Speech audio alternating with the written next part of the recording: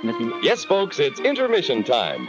So how about taking a break? Get out and stretch a little and relax before the show begins again. And why not make it refreshment time, too? We have lots of tasty, delicious treats waiting for you at the refreshment center.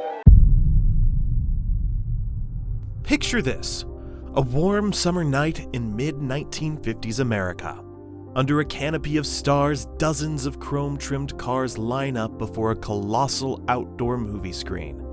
Families cuddle up in their sedans, teenagers huddle in convertibles, and the smell of popcorn drifts through the twilight air. The projector flickers to life, and light dances across a makeshift sky, illuminating a ritual that felt as grand as the open road itself. This was the drive-in theater, an icon of the American life, a place where cars and cinema collaged into pure magic. But like a fading scene on the big screen, the story of America's drive-ins would take a dramatic turn, from booming popularity to near obscurity. Our story begins with a single inventive spark. In 1933, a man named Richard Hollingshed in New Jersey opened the world's first drive-in theater. Legend has it Hollingshed was a movie lover with a problem. His mother found indoor theater seating uncomfortable.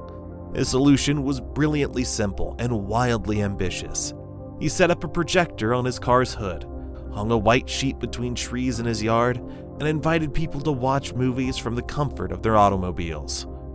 On June 6, 1933, that humble experiment bloomed into Camden's first drive-in, advertised with the slogan, "The whole family is welcome, regardless of how noisy the children are." Hollingshed's drive-in in Camden offered space for about 400 cars and charged 25 cents per vehicle. The concept quickly caught on. By the late 1930s, drive-ins were sprouting up across the country. Though growth paused during World War II, it wasn't until after the war, however, that the drive-in truly roared to life. America in the late 1940s and 50s was a nation on wheels. Car ownership was soaring, young families were flocking to the suburbs, and a post-war baby boom was underway. In the 1950s, drive-in theaters became nothing short of a cultural phenomenon. From coast to coast, over 4,000 drive-in cinemas lit up the night by 1958. They popped up mostly in rural towns, anywhere a few acres of open land could be turned into an outdoor theater. And they were huge. Some drive-ins covered 15, 20, even 30 plus acres. One New York drive-in could park 2,500 cars, and even featured a trolley to ferry kids to a playground and an indoor viewing area for rainy nights. They offered an affordable escape. A drive-in was cheaper to build and run than an indoor theater, so tickets cost less. At many drive-ins, you paid by the carload. Pile in, and as many friends or kids as you wanted. Parents loved that they could bring the whole family, even infants in pajamas, without worry about bothering other moviegoers. No babysitter needed. Crying toddlers or rambunctious kids were just part of the atmosphere. Hollingshed and other owners even catered to families with thoughtful touches. Bottle warmers, diaper vending machines, playgrounds beneath the screen, conveniences unthinkable at fancy downtown cinemas. For teenagers and young adults, drive-ins held a different allure, offering a freedom and intimacy perfect for date night. In an era of strict parents and curfews, the drive-in became a haven of youth culture. So much so that media of the time dubbed them passion pits, a wink to their reputation as lovers' lanes on film nights. Hollywood noticed the trend too. The hit movie Grease, 1978, immortalized the drive-in as the ultimate teen hangout. Many hosted intermission activities and gimmicks to keep crowds coming. Kids might arrive early for pony rides or petting zoos set up near the lot. There were raffle drawings, buck nights charging only $1 per carload, and even the occasional appearance by local celebrities or live bands before the show. Some drive-ins took creativity to extremes, offering airplane runways for fly-in customers, or hot air balloon rides for added spectacle. It was all part of the carnival-like atmosphere. By sunset, as the projectionist rolled cartoons and concession ads, "Visit our snack bar," a drive-in audience settled in for a double feature, ready to be entertained in more ways than one. For a while, it seemed the drive-in dream would never dim. But as the 1960s gave way to the 70s, America itself was changing. and those changes cast long shadows over the drive-in. Several factors contributed to the decline of the drive-in movie industry, slowly turning these once bustling lots into empty fields. First, entertainment moved indoors. The late 1960s and 70s brought an explosion of new technology right into America's living rooms. Color television became common, cable TV spread, and by the 1980s, the VCR made it possible to rent movies and watch them at home at your own schedule. Suddenly, a family didn't have to load the kids into the car for a night at the movies. They could pop a tape into the VCR and curl up on the couch. The convenience of home video chipped away at the novelty of the drive-in. Why sit in a cold car or sweltering heat when you could watch Jaws or E.T. from your air-conditioned living room? Another hit came from the very skies above. In 1974, the US adopted daylight savings time nationwide during the energy crisis, which meant summer sunsets happened an hour later. For drive-ins that could only start movies at twilight, this was a blow. Shows began late in the night, too late for many families on weekdays, and that 1970s energy crisis had a direct effect on drive-ins. Gasoline was expensive, and suddenly Americans weren't cruising around as much.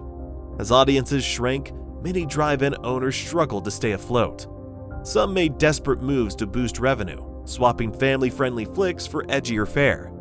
By the late 1960s and 70s, a number of drive-ins that once welcomed kids with cartoons were showcasing R-rated exploitation films and even adult X-rated movies after midnight.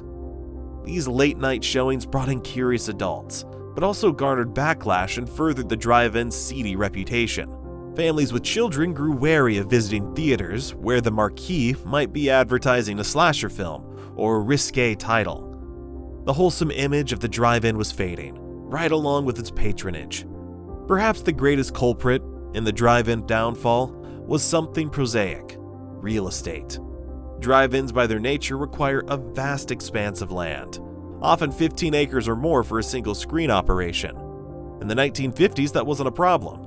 Land on the outskirts of town was cheap and plentiful. But by the 70s and 80s, American suburbs were expanding rapidly.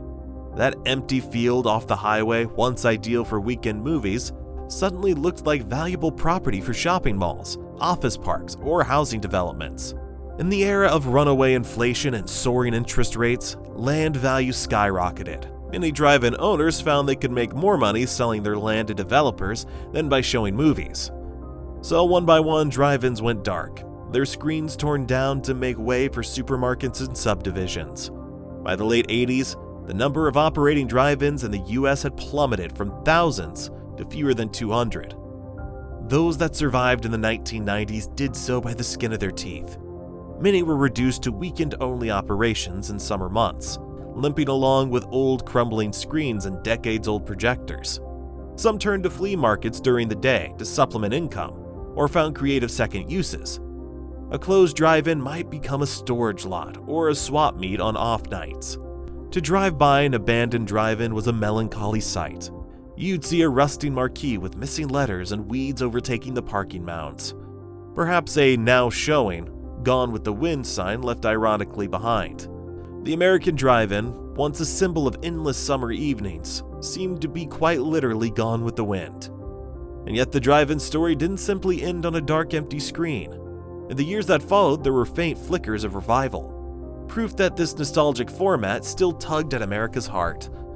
In the late 90s, as baby boomers grew wistful for the past, some surviving drive-ins experienced a mini renaissance powered by nostalgia. Families who had loved drive-ins in their youth returned with their own kids, eager to share the experience.